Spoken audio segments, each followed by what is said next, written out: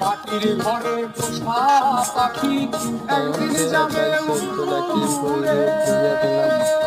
আপনারা ভিডিওটা দেখতে থাকেন। বনের পাখি বনে যাবে আর আসবে না ফিরে। মাটির ঘরে পোষা পাখি একদিন যাবে উড়ে। বনের পাখি বনে যাবে আর আসবে না ফিরে।